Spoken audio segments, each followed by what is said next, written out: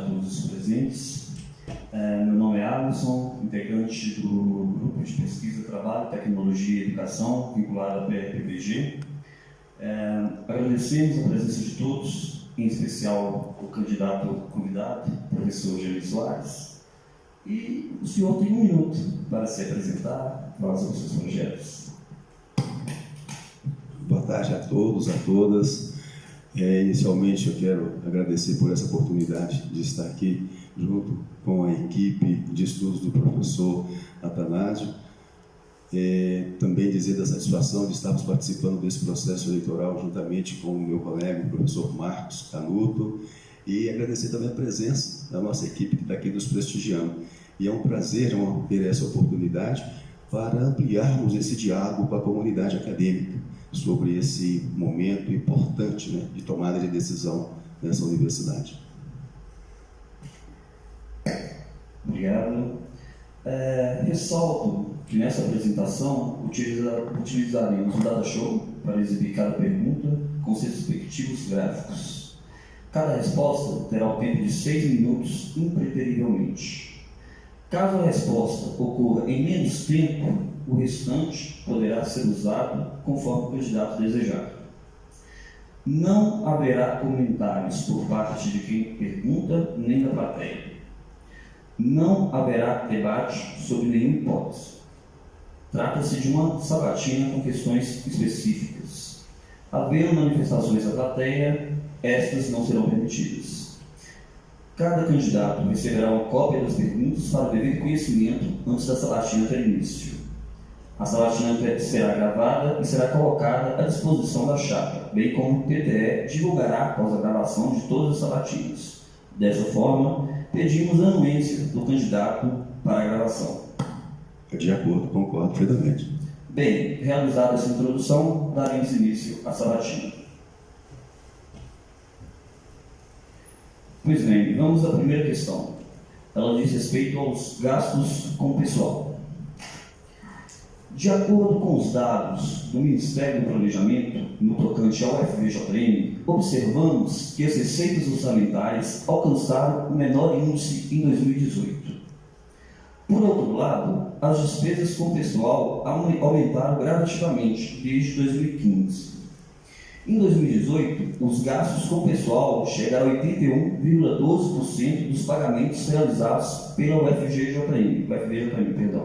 Por conseguinte, os recursos para investimentos e custeio têm sido reduzidos drasticamente. Dessa forma, perguntamos: diante desse quadro, como o candidato pretende administrar a UFVJM, dado o fato de que os recursos para custeio e investimentos representariam 18,88% do restante?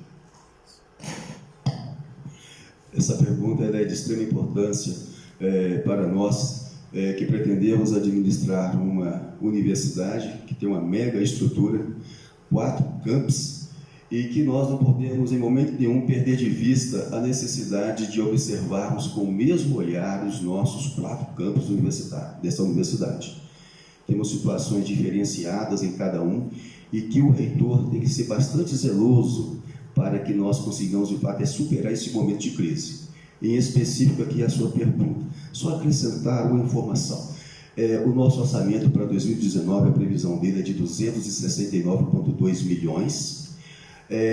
As nossas despesas orçadas, programadas para 2019, é algo em torno de 55 milhões, e de onde nós vamos extrair esse 18,88 para trabalharmos o dia a dia da universidade, que é as atividades básicas que constam do nosso plano de ensino e que deveriam, de fato, serem zeladas para não trazer prejuízo ao ensino.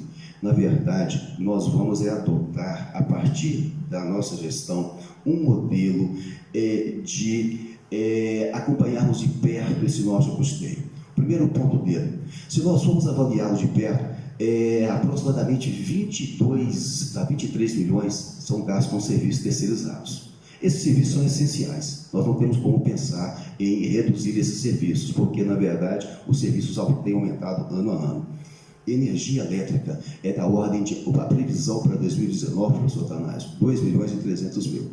Vale salientar, Alisson, que nós vamos instalar 333 unidades de ar-condicionado em Teófilo Otoni. O nosso custeio lá com energia elétrica vai passar de 35 mil para 150 mil reais, ou seja, 1.200.000 de aumento ao ano.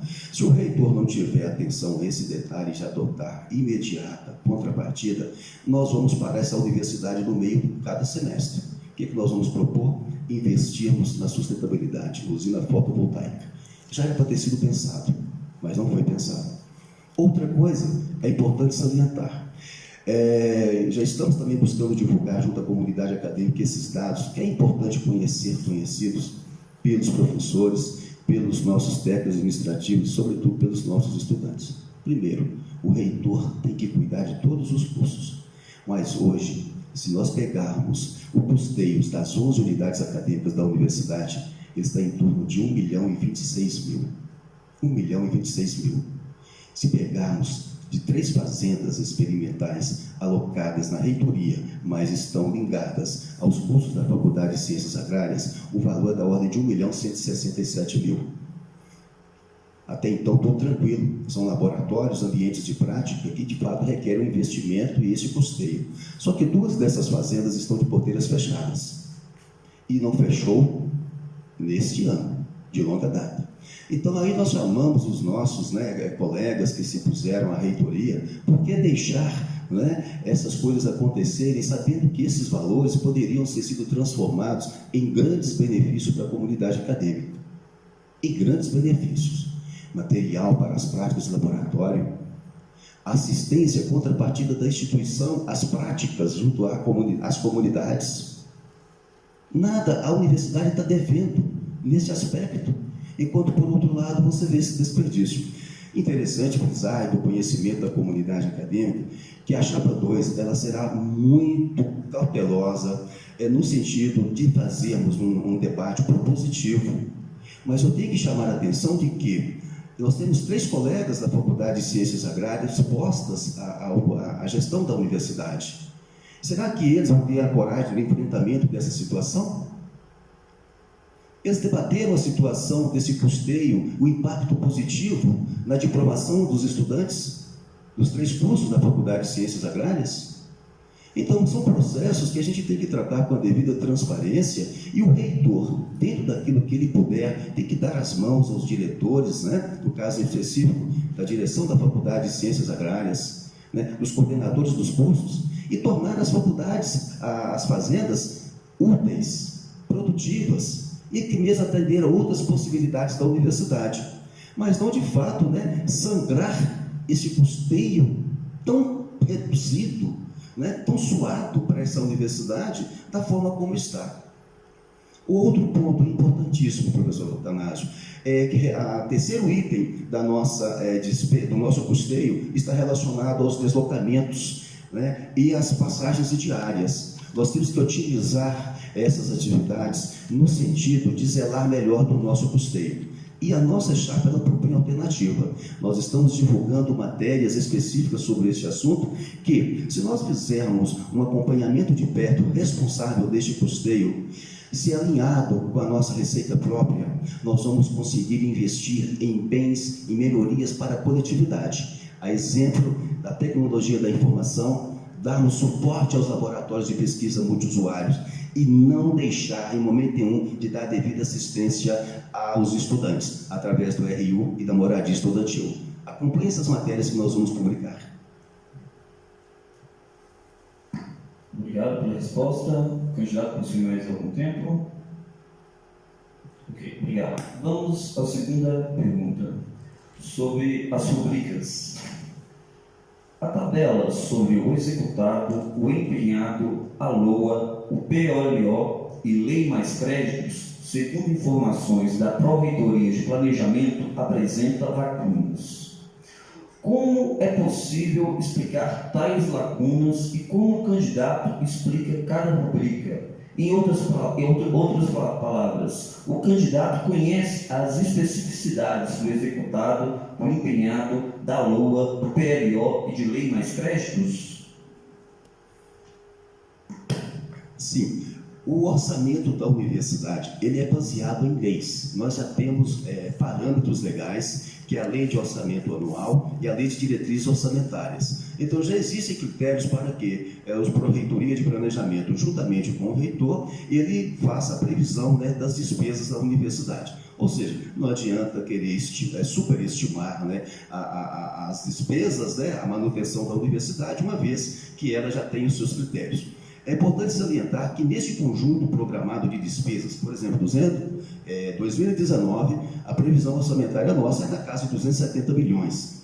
Mas existem as despesas obrigatórias, que são as despesas executadas pela União. É o pagamento da folha de pessoal que está na ativa, a previdência e as aposentadorias.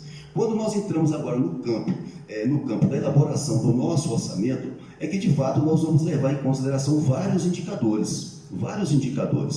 E aí a possibilidade de você implementar até a possibilidade de recursos para investimento. Muito bem, qual é o critério que é utilizado? Um dos importantíssimos são os indicadores acadêmicos, quantitativos de matrículas que você tem na graduação, quantitativos de matrículas na pós-graduação. Quais são os indicadores da pós-graduação? Então, são elementos essenciais que são levados nessa matriz orçamentária. Muito bem, o que é empenhado significa que você já tem previsão no orçamento. Você encaminhou o orçamento, ele foi aprovado. Lembrando que orçamento não é financeiro. Você vai fazer o empenho porque você tem condição, né? Você está garantia de que aquilo que está sendo avaliado para ser comprado, ele vai ser pago. Mas você não sabe como e quando, porque você tem que ter o caixa.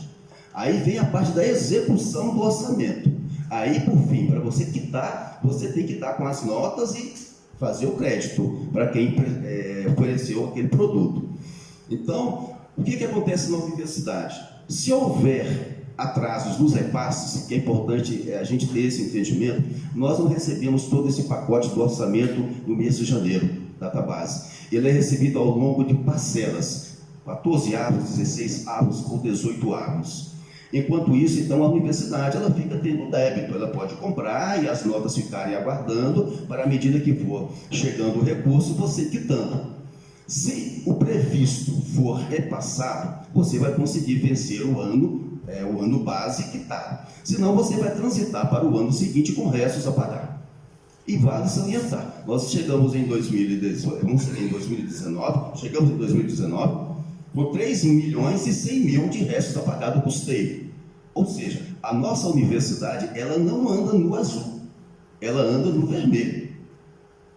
É importante deixar isso bem claro. Então, o próximo reitor, ele tem que entender que nós temos a amortização desse custeio e que se nós não tivermos uma política de acompanhamento com precisão, uma equipe afinada, para juntamente com os diretores das unidades, juntamente com os chefes de departamento, com os coordenadores de curso, coordenadores de estágios, nós não planilharmos todos esses elementos de custeio, sim, nós vamos bater cabeça.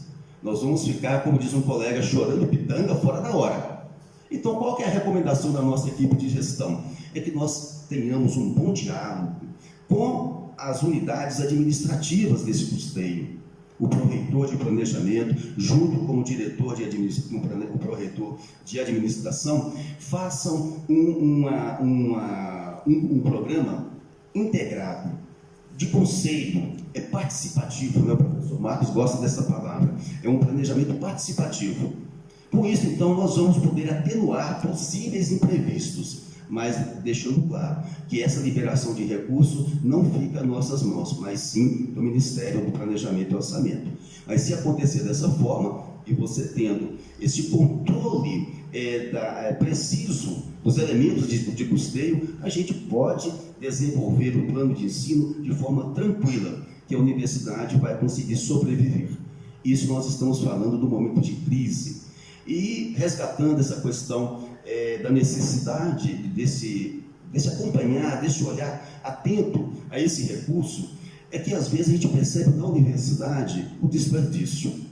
Esse recurso tão difícil, tão suado, ele não ser adequadamente aproveitado. A exemplo do que nós frisamos na fala anterior, onde um valor significativo ele está sendo deixado para manter 2 fazendas de porteiras fechadas. E ali, sinceramente, Com esse recurso, nós conseguimos fazer maravilhas no custeio, principalmente criando condições adequadas para as práticas do ensino. Então, está aí o desafio, mas a nossa equipe ela vai acompanhar, junto com os gestores da universidade, esse custeio, para que a gente não tenha tantos transtornos no decorrer do ano letivo. Agradeço a resposta.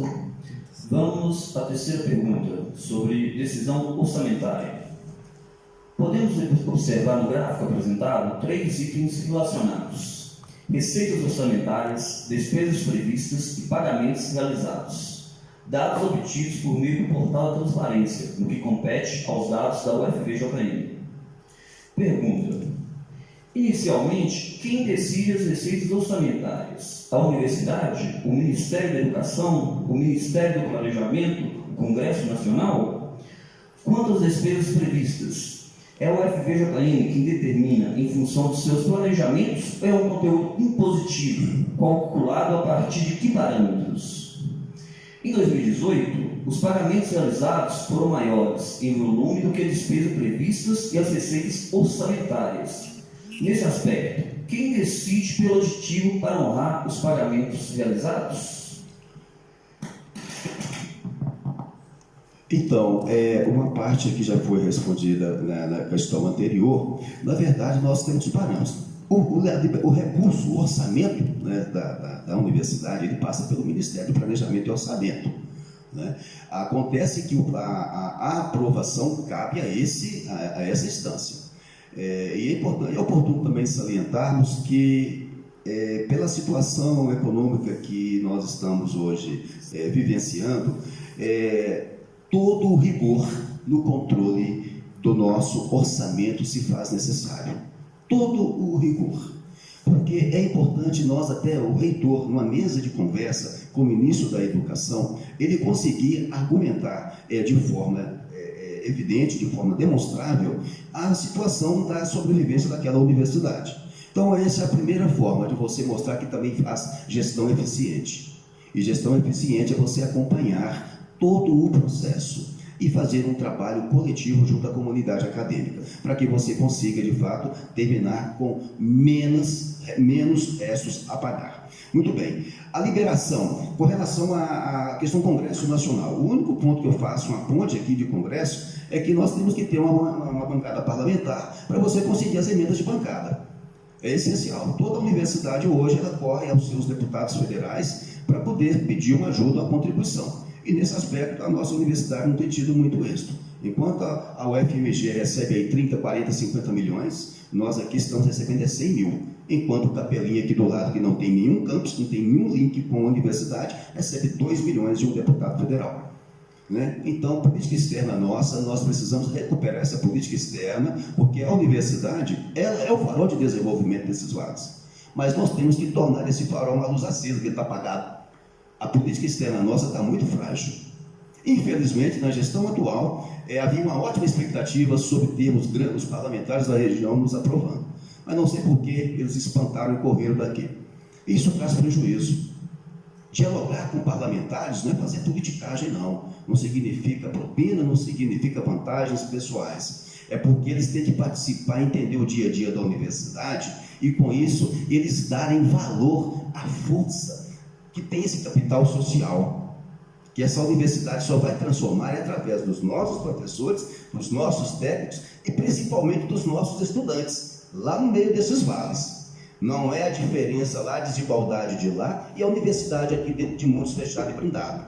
Não. Nós temos que caminhar em direção à sociedade, em direção às diferenças da sociedade. E nós não temos tido pernas para isso. Esse caminhar pode ser uma perna da universidade, a outra perna das instituições, das prefeituras, das ONGs, mas nós temos que ter parceiros, senão nós vamos continuar mais décadas e décadas aqui dentro e a sociedade de lá esperando essa universidade aparecer. Outro aspecto que eu acho que é jogo muito importante, em função da questão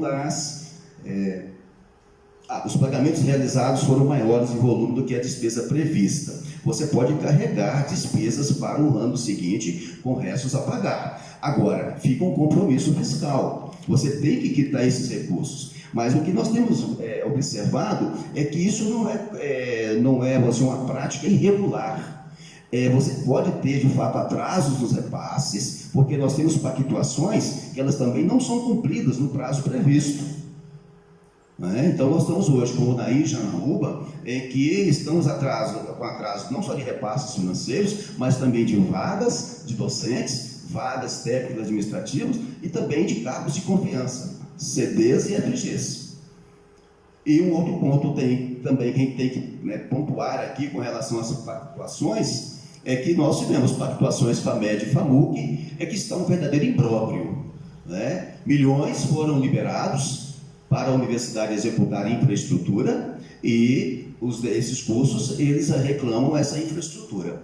Obviamente, nós, eleitos reitor, nós vamos abraçar a causa FAMED e FAMUC, vamos encontrar as melhores maneiras de darmos condições para que esses professores possam trabalhar, que os estudantes possam executar a prática ensino-aprendizado, não tenho a menor dúvida disso. O nosso papel aqui é acolher, é resolvermos as situações. Mas são práticas que deixam a UFVJM em mau conceito perante o Ministério de Planejamento, perante o Ministério de Educação. É coisa que nós vamos ser bastante zelosos. Eu, professor Marcos Canuto, a nossa equipe, nós estamos muito afinados e entendidos. Nós vamos dar essa contribuição à universidade, entrarmos nesse processo de cabeça erguida e sairmos de cabeça erguida pelos corredores dessa universidade, dando continuidade ao nosso dia a dia. Então, nós seremos extremamente zelosos para com o erário. Obrigado, candidato. A quarta pergunta diz respeito a custeios, contratos e prioridades. De acordo com os dados para 2018, contidos no portal da Transparência, referentes ao custeio, os serviços corresponderam a 71,72% do total. Também, de acordo com os serviços contratados, a licitação teve o maior número de concorrentes.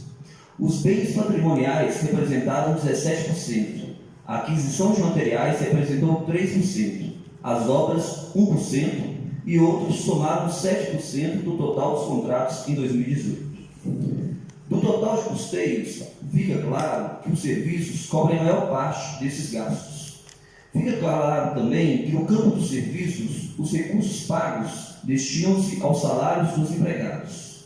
Obras e bens patrimoniais somados representam 18%. Os serviços de limpeza corresponderam a 2,12% do total dos pagamentos realizados em 2018. Dessa forma, perguntamos: de que forma o candidato pretende governar a UFVJM, considerando que no âmbito dos custeios sobre os contratos realizados, os serviços de limpeza representam a maior fatia do custeio com serviços? Como será possível manter a UFVJM em suas prioridades nesse contexto?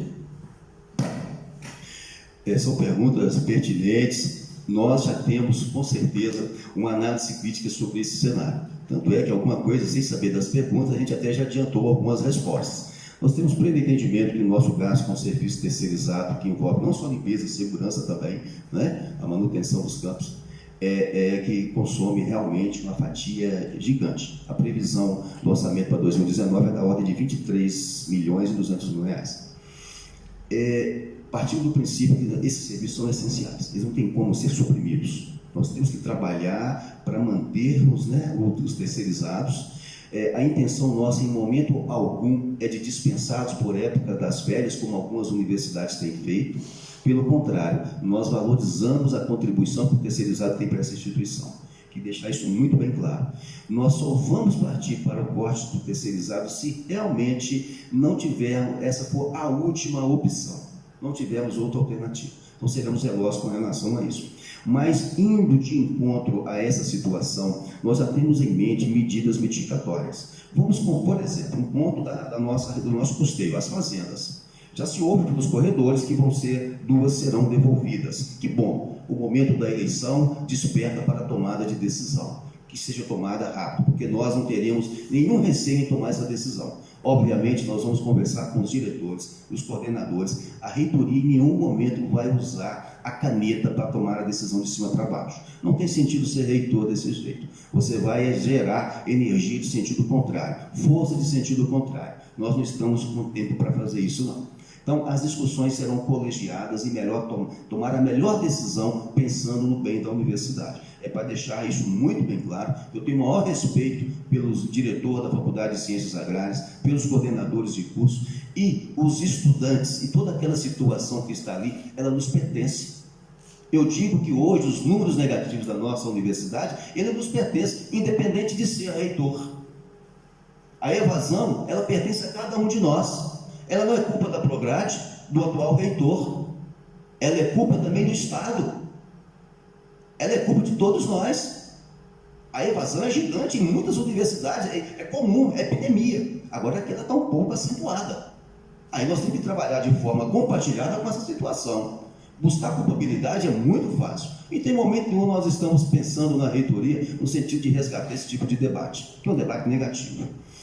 Voltando ao tema, nós já temos em mente medidas de contenção, de otimização do custeio. Com certeza. A ideia de você, por exemplo, translado, nós temos os 3 campos fora de sede. Quando estivemos conversando com os diretores de Unaí e Janaúba, nós adiantamos muita conversa, porque de cada campus desse nós teremos o prefeito do campus. Ele vai ter um contato direto com a equipe gestora e de planejamento, e vai dialogar direto com o reitor. E tudo aquilo que for de translado para atender as demandas, na ida já vai trazer o que tem de lá para ver. Não vai ter uma viagem de ida e daí uma semana, uma outra viagem para trazer o de lá para cá. Não, isso se chama logística. Nós, de fato, a reitoria vai pedir todo o empenho dos pró-reitores, principalmente, a questão das diárias, das passagens. As viagens têm que ser otimizadas. Tem que ser, porque nós gastamos um montante significativo, na ordem de quase 1 milhão. Então, vamos trabalhar também, isso nos ajuda o quê? Esse custeio está na mão do reitor. O reitor tem o ato discricionário do custeio. E qual que é a nossa intenção? A nossa intenção é de dialogar com os pró-reitores, nas pró-reitorias finalísticas, dos processos finalísticos, Prograde, PR, PPG e Proesc, para que nós possamos o quê? Investir uma boa parte deste custeio nas nossas atividades extramuro. Esse é um desafio e, na verdade, a gente vê execuibilidade dele. Porque nós queremos sentar com os diretores das unidades acadêmicas e, por sua vez, com os coordenadores de cursos e de estágios para fazermos um programa maravilhoso desta universidade nas comunidades. E vamos pedir contrapartidas. Eu penso que é a primeira vez que esta universidade ela vai sair com a equipe multiprofissional, multiáreas, alunos da saúde, alunos das humanas, das engenharias, desenvolvendo ações junto à comunidade. Esse é o maior sonho, meu maior sonho. E isso é execuível, plenamente execuível. Agora tem que ter uma contrapartida, uma organização. Então eu me emociono quando visualizo essa possibilidade. Porque até então, eu vou dizer, nós levávamos cada, desculpa a palavra, chapuletada, quando a gente chegava por algumas cidades aí, 100, 200 quilômetros de Diamantina. Puxa vida, que bom, até que enfim vocês chegaram aqui. A universidade já está aqui há 12 anos, a gente continua escutando isso. Isso é uma prova que ela está enclausurada, fechada. É um farol apagado. E nós vamos acender esse farol. E vamos chegar lá com os nossos professores e com os nossos estudantes, mediante um gerenciamento, um acompanhamento desse custeio que é apertado, mas ele vai fazer acontecer com eficiência na gestão. Obrigado, candidato. Vamos à quinta pergunta. Diz respeito a significados dos termos técnicos. No relatório de gestão do exercício de 2017, dado que o relatório de 2018 ainda não foi publicado, segundo pesquisa realizada no portal da UFVJM, figura o quadro 41, despesa por modalidades de contratação entre as páginas 114 e 115. Esse quadro apresenta 5 modalidades de contratação, a saber, modalidades de licitação, contratações diretas, regime de execução especial, pagamento de pessoal, total das despesas acima. No item contratações diretas, 2 subitens, dispensa e inexigibilidade. Pergunta: de que forma é possível explicar a pessoas leigas o que significa cada subitem, dispensa e inexigibilidade? Qual a diferença entre despesa executada e despesa paga? Puxa vida, aqui eu tenho que fazer um curso de contabilidade. Quero dizer para todos vocês que eu sou cirurgião dentista, minha área de atuação é endodontia, mas, enfim, são termos técnicos, né, de área operacional, de área contábil. Na verdade, o que a gente ouve na prática de chefias de departamento, quando está no exercício, direção de unidade, por exemplo, a dispensa de licitação é quando você já concorreu a 3 editais e ela deu licitação deserta, então você está dispensado. Existe lei que permite, a lei permite naquele momento você adquirir o produto que teve o menor preço, sabe? Inclusive esse menor preço é baseado no sistema de registro de preço, que é um banco de dados nacional. O que é despesa executada? É aquela de fato que já foi adquirida, a nota já foi emitida, mas ela ainda não foi paga, porque depois que você recebe a nota é que vem um débito em conta, aí despesa regularizada, trabalho concluído. Então, o que eu posso adiantar aqui dessas pagamento de pessoal é super tranquilo. Regime de execução, contratações diretas são aquelas que você tem autonomia para fazer, né, internamente, né, no âmbito da instituição. Na verdade, elas também têm restrições, todas elas têm que passar no crivo, né, da Procuradoria Jurídica, porque sempre muda-se alguma coisa e você pode ter restrições. No geral, o que eu estou percebendo aqui, pagamento de pessoal é muito tranquilo, são as despesas, né, já são as chamadas despesas obrigatórias, que são executadas diretamente na nossa folha, feito direto pela União, crédito em conta.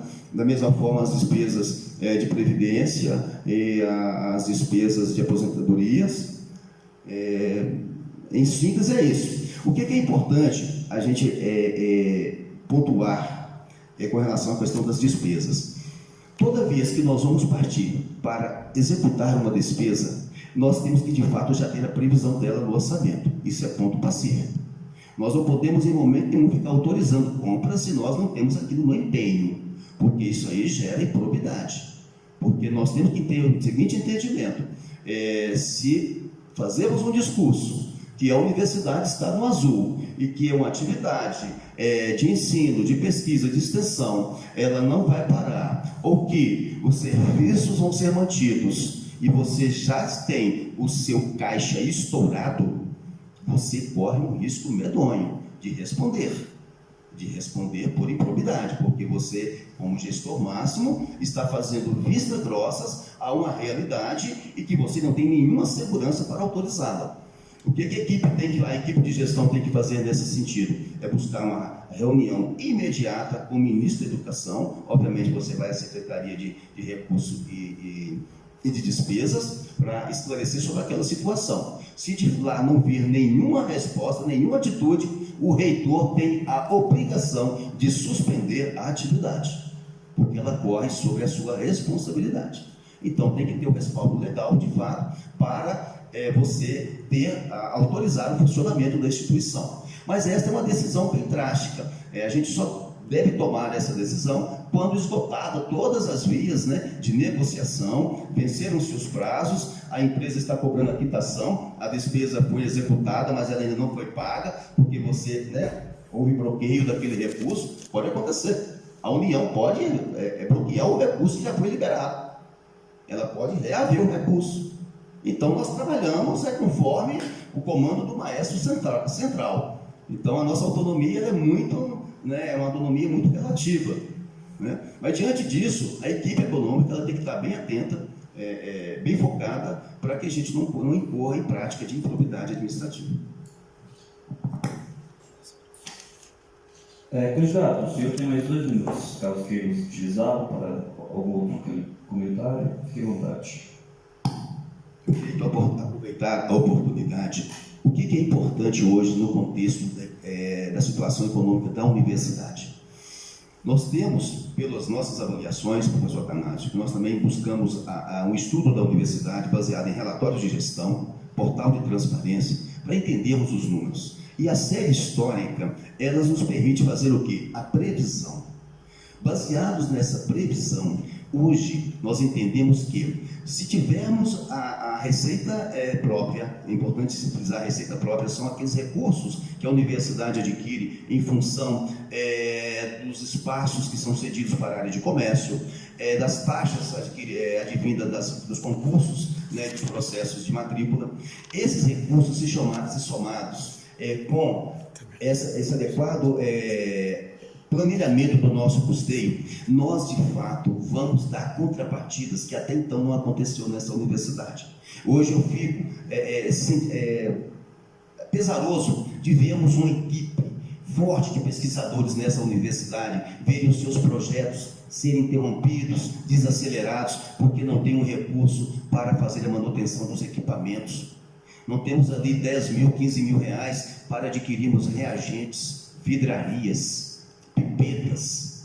São, assim, contrapartidas importantes para essa instituição, que, dando continuidade àqueles projetos, nós podemos até prospectar em prestarmos serviços através da nossa fundação de apoio. Então, essa contrapartida, ela é altamente proativa, ela é benéfica, ela motiva a continuidade das pesquisas e incentiva a geração de receitas e recursos na universidade. Agradeço a resposta. Vamos à sexta pergunta, diz respeito à execução orçamentária e seus itens. A tabela e o gráfico em sequência, obtidos por meio do portal da transparência, mostram 6 itens relativos à execução orçamentária: despesas previstas, despesas executadas, valor empenhado, valor liquidado, valor pago e restos a pagar. Os termos parecem confundir-se.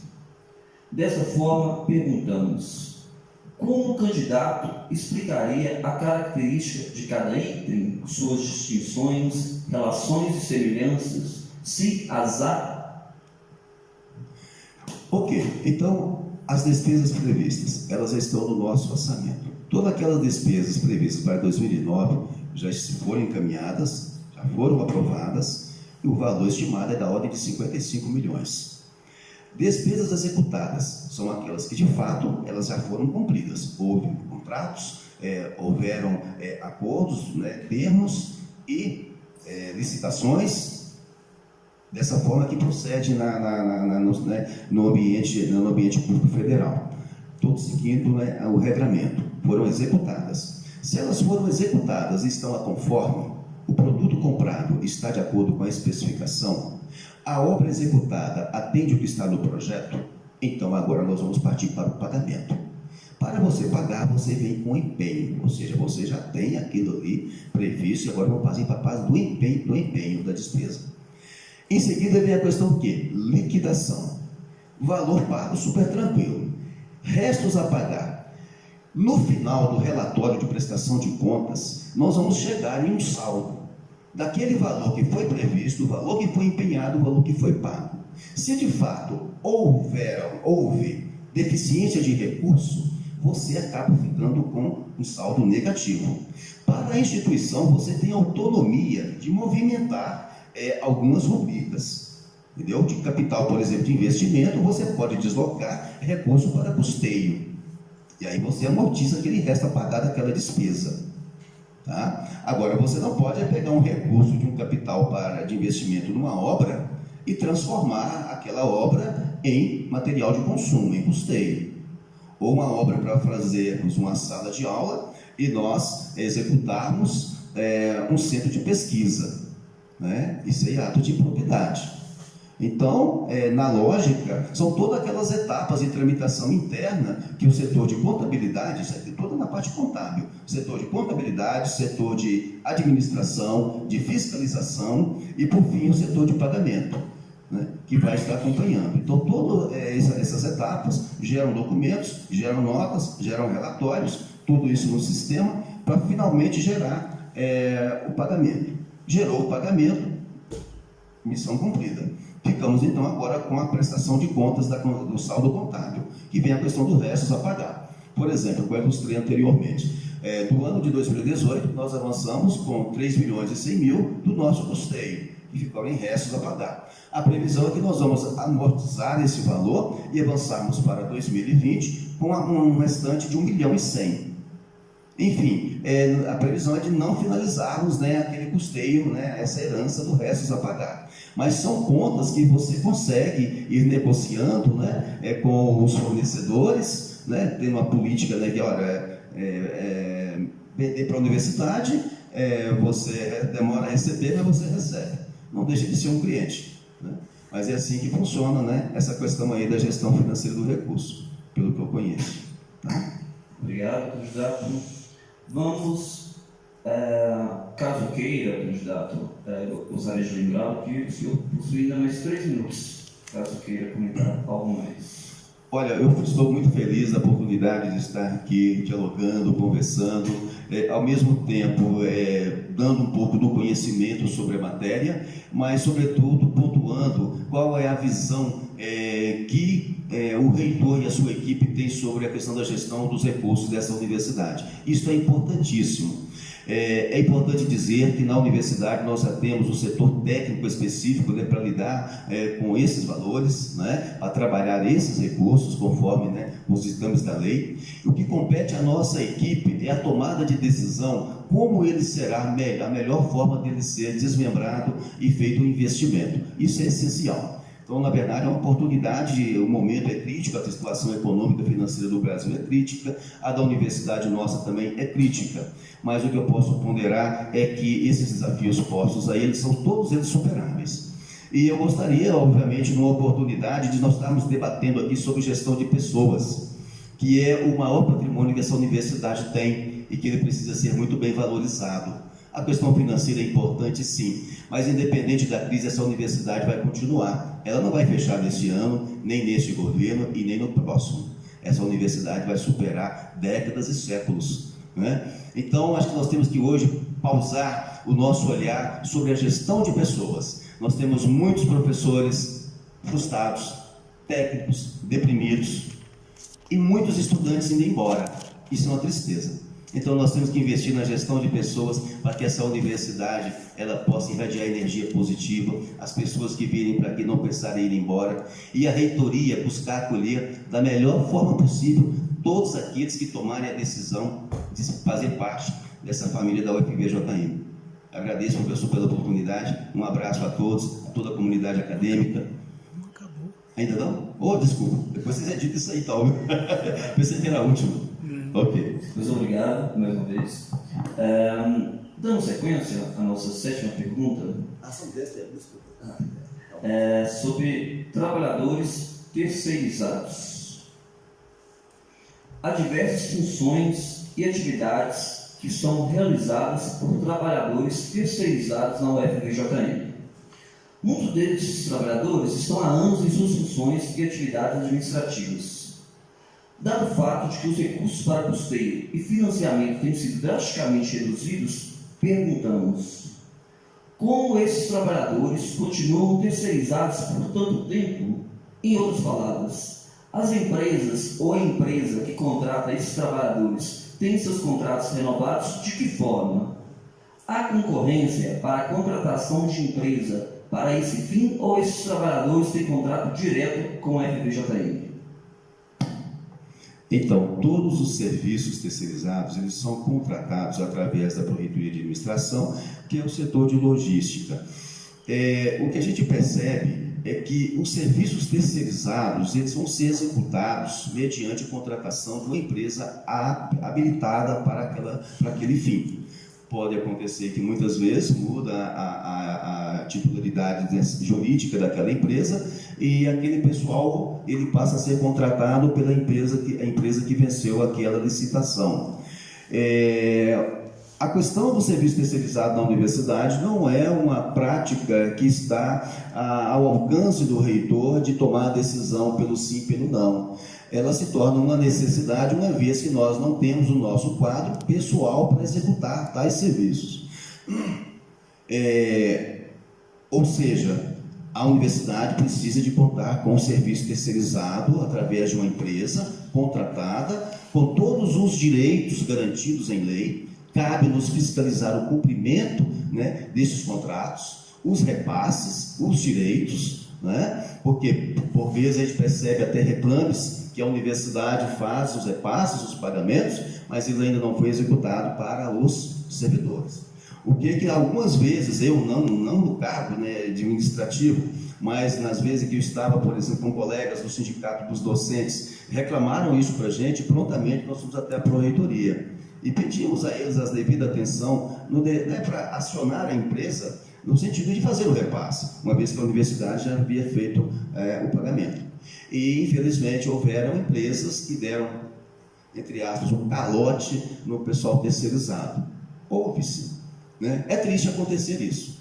Mas o critério para poder essa empresa ser selecionada é técnico, é toda aquela documentação, as certidões negativas, a experiência, os contratos, né? Nada consta, né? Na esfera municipal, estadual, federal, de execução, né? De outros contratos, né? De outros serviços, e baseado nisso é o valor que foi posto. Feito isso, então, ela está habilitada. Agora, nós devemos ser zelosos, no sentido de que avaliarmos se os terceirizados estão trabalhando em condições de proteção, as regras de trabalho, os ambientes insalubres, né? As práticas estão sendo cobertadas por devido valor, né, de segurança e de salubridade, porque às vezes a gente vê pessoas executando serviços que eles não recebem adicional de salubridade. Então, esses direitos têm que ser cumpridos. E cabe, né, a nossa pró-reitoria de administração fazer esse acompanhamento de perto. Ok?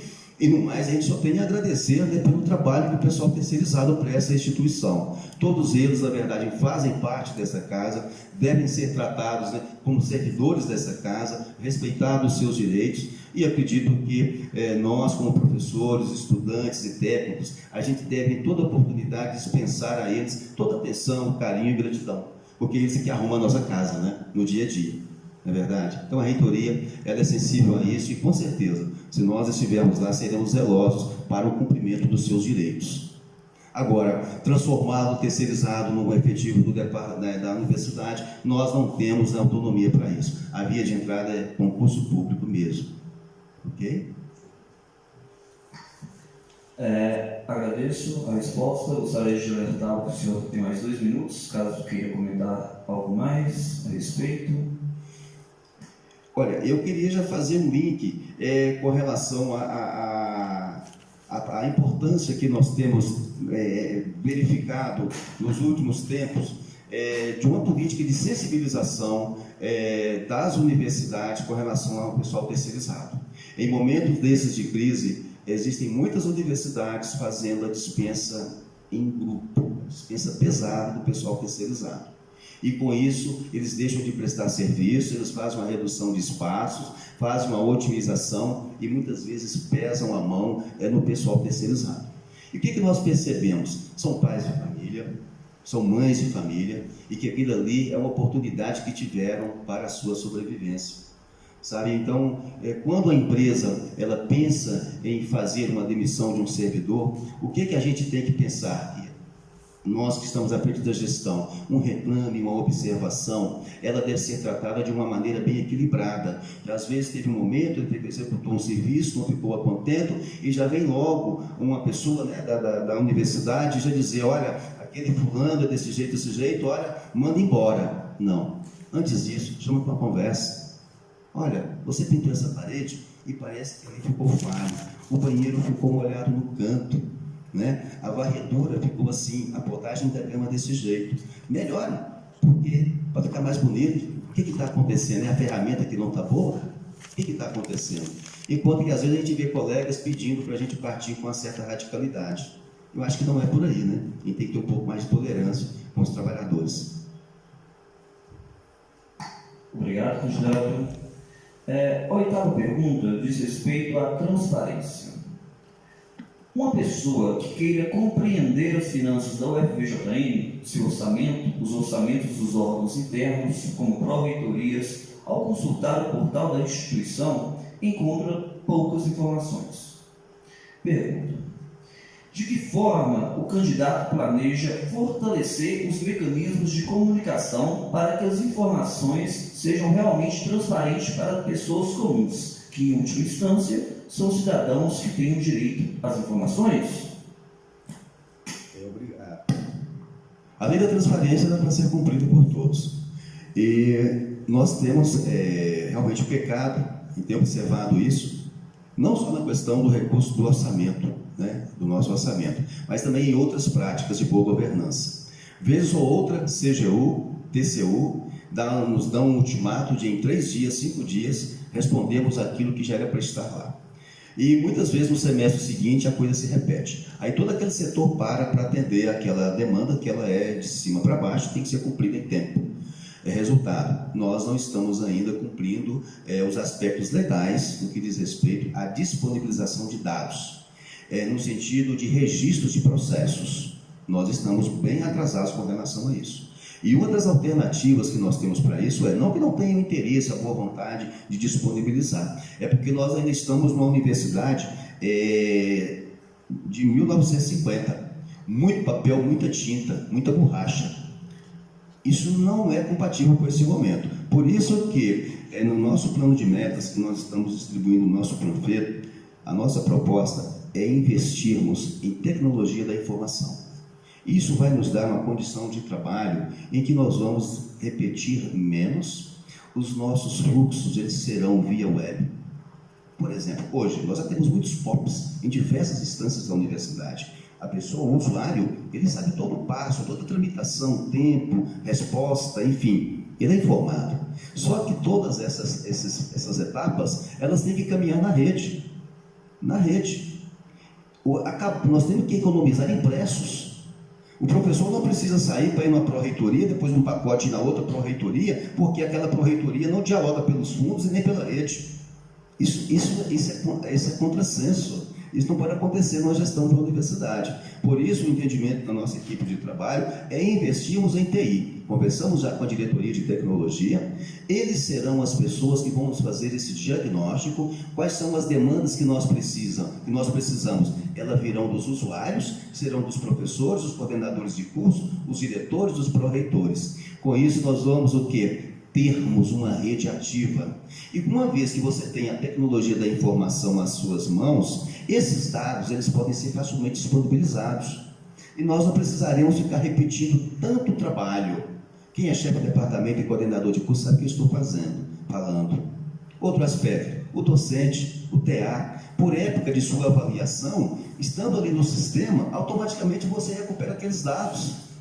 A nossa progressão, por exemplo, da CPPD, uma vez que o docente faz a inserção do seu certificado, já está lá a sua carga horária, né, o seu encargo, a sua pesquisa, a comissão, tudo aquilo que ele desenvolve na instituição, o chefe de departamento aprova, já cai no arquivo, aquilo gera um relatório para a CPPD. Apitou, olha, dia 1º tem 10 professores aqui aptos à promoção. A CPPD automaticamente executa.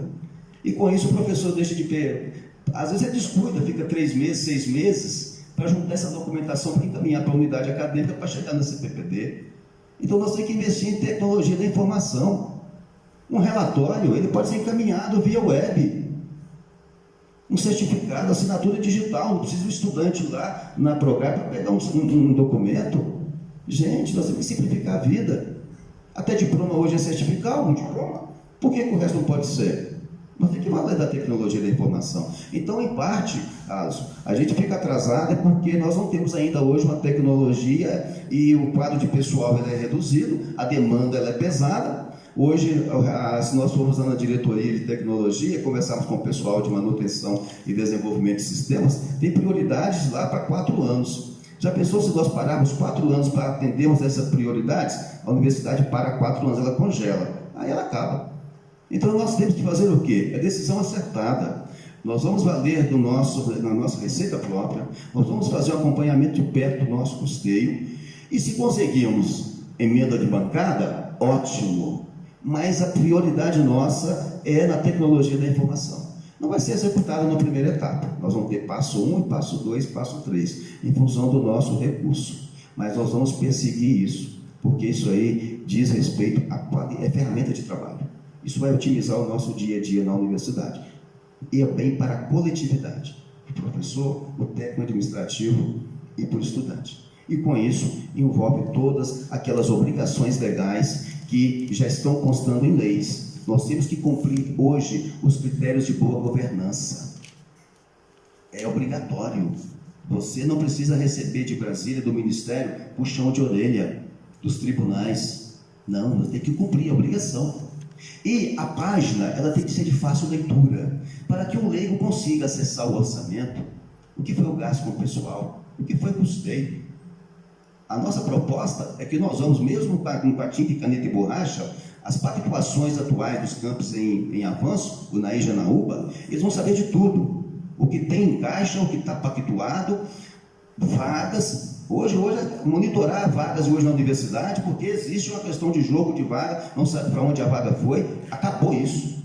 A vaga que foi definida na pactuação, ela é daquela unidade acadêmica, ela é daquele curso. Cargo de função gratificada, cargo de direção, não tenha dúvida, é transparência total. É direito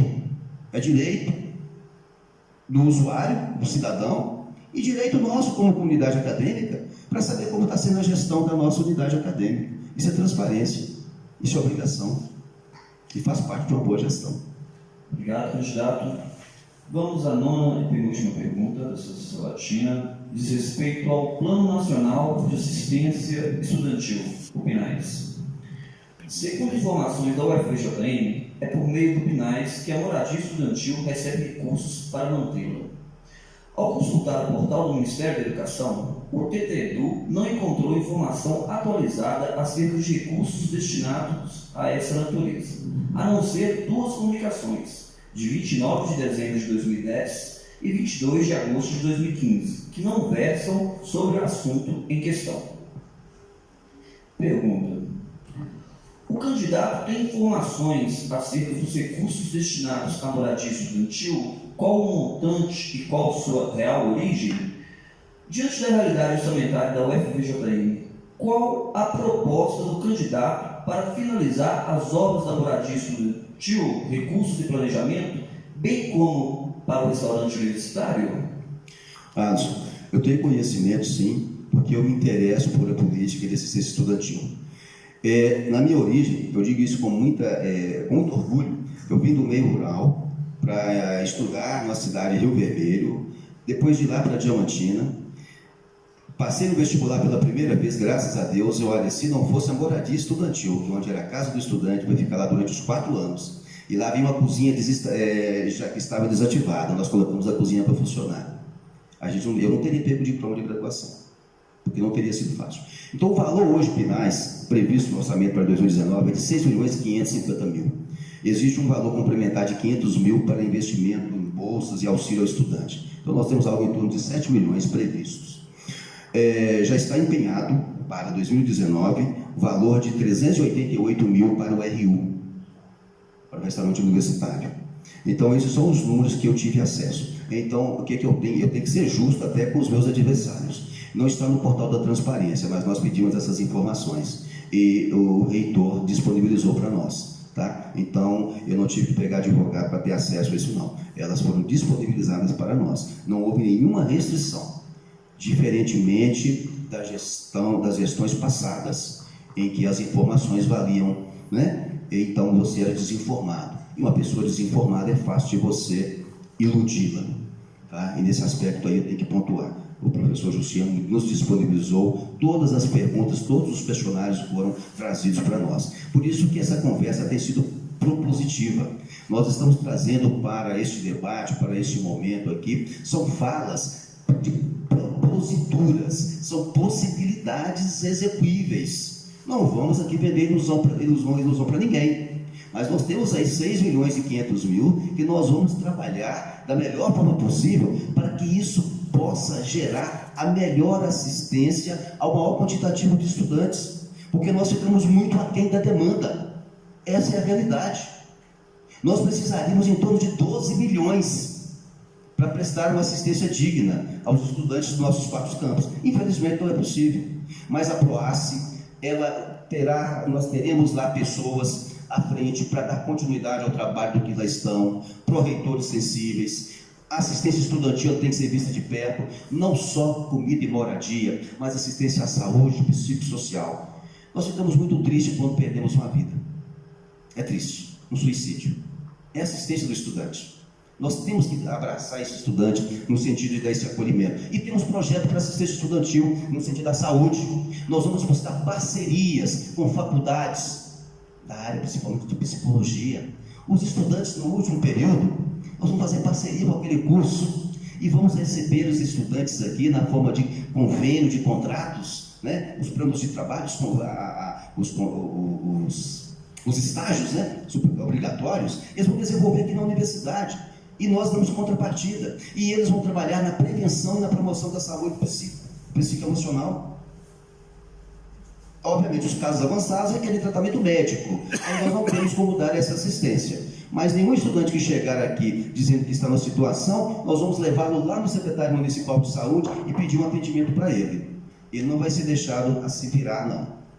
De forma alguma. Então, assim, nós temos essa preocupação com a questão da assistência ao estudante. E volto a salientar, aqui nós temos a moradia, que precisa ser otimizada para ampliarmos as vagas, o RU precisa ser ativado, e nós propomos que o nosso RU aqui de Diamantina pudesse ser gerenciado pela Fundação de Apoio, pela Fundaep especificamente.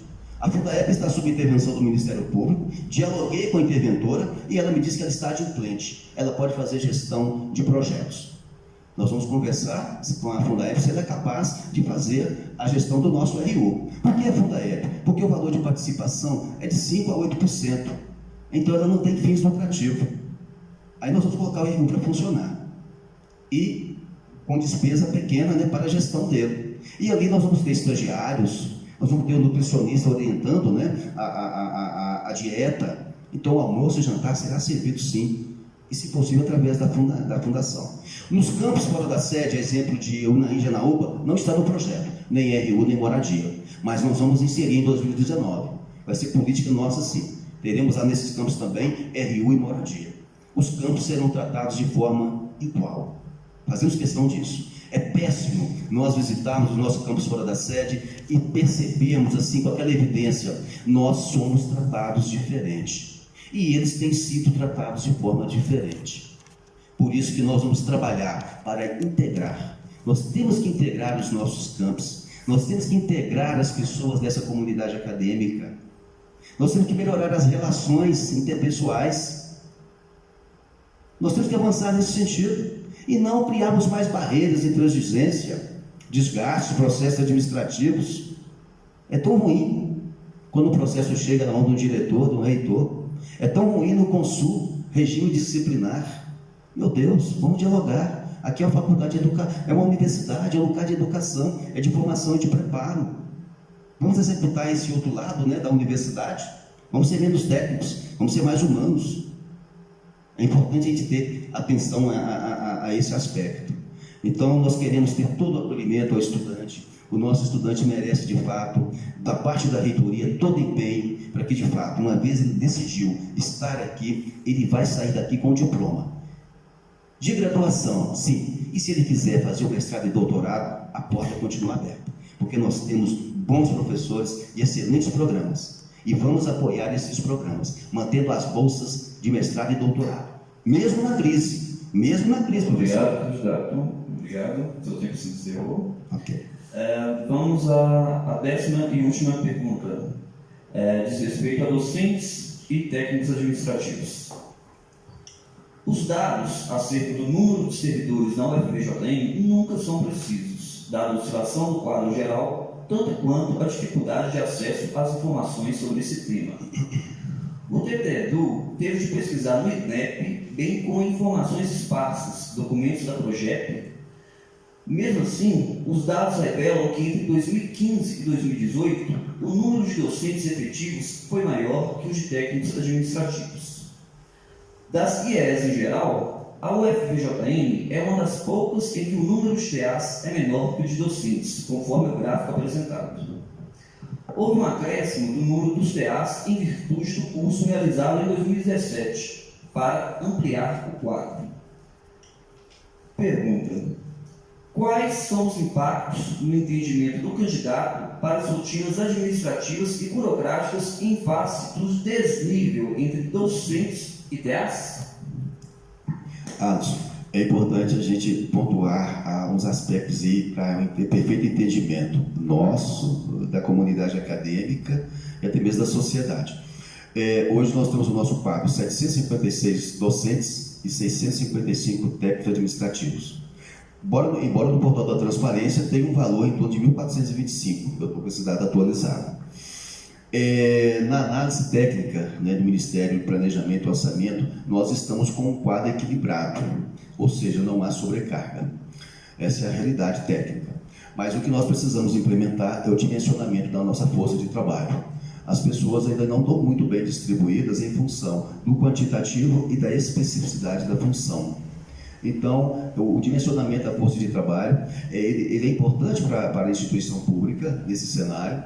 Ele deve ser feito através de pessoas com critérios científicos, né, com fundamentação, para que isso possa trazer os melhores resultados para a instituição. Com relação ao impacto que isso pode trazer para nós, do ponto de vista da execução das demandas, é que a universidade ela tem empenhado, mas não tem conseguido fazer gestão do seu quadro de pessoal. E muitas vezes nós percebemos setores que existem tantas pessoas ali, por questão técnica, já definiram o local, mas elas não foram acolhidas no sentido de serem recebidas, serem aproveitadas, serem motivadas. Esse é o prejuízo maior que nós temos. Números. Nós temos, então, fazendo parte do processo de expansão e consolidação do campus JK, o MEC nos deve 25 servidores técnicos administrativos. Ou seja, já é um N interessante. Mas com isso nós nunca vamos chegar na relação de 1 por 1. Né? Hoje, se nós pegarmos a relação pessoal, docente, por exemplo, estudante, nós estamos com um número da ordem de 13,3. São números, na verdade, que a gente tem que ter esses números em mente, porque nós vamos sentar em mesa de negociação de uma hora para outra. Que caso, né, meu animal, vamos sonhar, né, Marcos? Caso eleitos sejamos, de uma hora para outra você é chamado para sentar com o ministro e você não tem como ficar abrindo um tanto de folha para saber quanto que você tem. Isso tem que estar memorizado, né? Enfim, a nossa relação hoje é de 13,3. Então é óbvio que eu queria melhorar, porque existem cursos específicos que demandam uma proximidade, uma demanda muito grande, repetição de trabalhos e tudo. Então tem que ter. Mas, na verdade, o Ministério hoje, do Planejamento e Orçamento, trabalha com a relação de 1 por 20. É só para dizer, não adianta nós chegarmos lá com a planilha e queremos reclamar mais pessoal técnico administrativo, que não tem. Né? Esse é o ponto. Agora, nós vamos trabalhar o dimensionamento, né, do nosso quadro de pessoal. Com isso, nós vamos tratar a questão da sobrecarga. Nós temos muitos técnicos administrativos doentes, estafados, e pedem afastamento para tratar de saúde, e eles têm o direito a tratar. Aí o resultado, se ele adoeceu naquele setor de trabalho, obviamente aquele serviço foi compartilhado, e com certeza, nessa lógica de ciclo vicioso, mais pessoas vão adoecer. Não é lógico? Então, a gente tem que fazer esse acompanhamento. Nós conversamos junto lá na PROACE, não tivemos oportunidade de conversar com a Diretoria de Assistência à Saúde Estudantil do servidor. Mas nós temos que ter esses dados em mãos para que nós consigamos identificar aqueles setores, para que as pessoas possam ser de fato atendidas e criar uma condição de trabalho normal. Porque a doença não dá para trabalhar doente, você não produz. E todo o nosso trabalho aqui, por mais técnico que ele seja, ele requer um cognitivo funcionando bem. Pensamento, ideia, para você não desperdiçar, para você não repetir, fazer bem feito, para você estar bem humorado, para dar as respostas, né, de forma adequada, enfim. Isso é essencial na atividade, tanto do técnico quanto do docente. E a reitoria ela tem que buscar criar esse ambiente de trabalho favorável para essa prática. Então, eu espero ter, né, atendido, né, a sua resposta, mas eu penso que o grande ganho que nós teremos na universidade é na gestão de pessoas, como havia pontuado anteriormente. E a nossa PROGEP, nós vamos dar continuidade ao trabalho que está sendo desenvolvido. Tem a Diretoria de Desenvolvimento e Gestão de Pessoas, mas nós vamos otimizar o ambiente no sentido de adquirir, capacitar as pessoas que estão lá, aprimorá-las para essa gestão de pessoas, e lembrando que gestão de pessoas ela não começa e termina na PROGEP, ela começa lá. mas ela termina lá no relacionamento que nós, como professores, como servidores, temos um para com o outro. Tá? Então é nós que temos que ser parceiros, né? Nós que temos que criar esse bom ambiente, e nós vamos buscar resgatar e ampliar os espaços de convivência. Nós teremos uma agenda nessa universidade, uma agenda social e cultural, tá? Nós teremos essa agenda criada e institucionalizada. Não vai ser a questão, tal dia talvez não. E nós queremos motivar as pessoas para participar, para que a gente aproxime mais, para que a gente conheça melhor e para que a gente tenha a satisfação de conviver aqui, porque obviamente quem está chegando tem pela frente um bom tempo, né? Se a perspectiva é de aumentar a vida, e o governo está com muito interesse de nos ver trabalhar até próximo da morte. Então, se nós não cuidarmos bem do nosso ambiente de trabalho, do nosso relacionamento interpessoal, puxa vida, né? Aqui vai ser a pior etapa da nossa vida. Compete a nós zelarmos pelo nosso bem-estar, e cada um fazendo a sua parte. Obrigado. E a reitoria dando a devida contrapartida. Obrigado, candidato. Com isso, chegamos ao fim dessa sabatina. O Grupo de Pesquisa, Trabalho, Tecnologia e Educação agradece imensamente a presença de todos, em especial ao candidato convidado, professor Genir Soares, de forma que o senhor possui 1 minuto para fazer suas considerações finais. Eu só tenho que agradecer pela oportunidade de estar aqui nesse grupo, discutindo com vocês, parabenizar por essa iniciativa deste trabalho. Vocês estão aqui retratando a realidade da nossa universidade. A dificuldade de acesso aos dados é um ponto trazido nesse estudo de vocês. Isso nos desperta para a necessidade de nos aprimorarmos como instituição pública. Ao mesmo tempo, mostra o enriquecimento que isso traz para o debate. Eu vim aqui com muita satisfação, com muita alegria. Esse momento da sucessão da reitoria, ele deveria ser permanente na universidade, porque a universidade é um ambiente de debate, é um ambiente de construção, de reconstrução permanente. O reitor tem que estar preparado para esses tipos, né, de propostas, né? A universidade é esse ambiente. É um ambiente em que nós temos que saber lidar com a diversidade, Então a reitoria, o reitor em específico, eles têm que estar preparados e gostar dessa prática, desse ambiente. E vou dizer, a nossa universidade cresceu muito com a expansão, com a reestruturação, que ganhamos os cursos nas áreas das ciências humanas. Parabéns a vocês pelo trabalho que desempenham aqui nessa instituição. Um abraço a todos do Bacharelado em Ciências Humanas, da Faculdade Interdisciplinar de Humanidades. Obrigado a todos.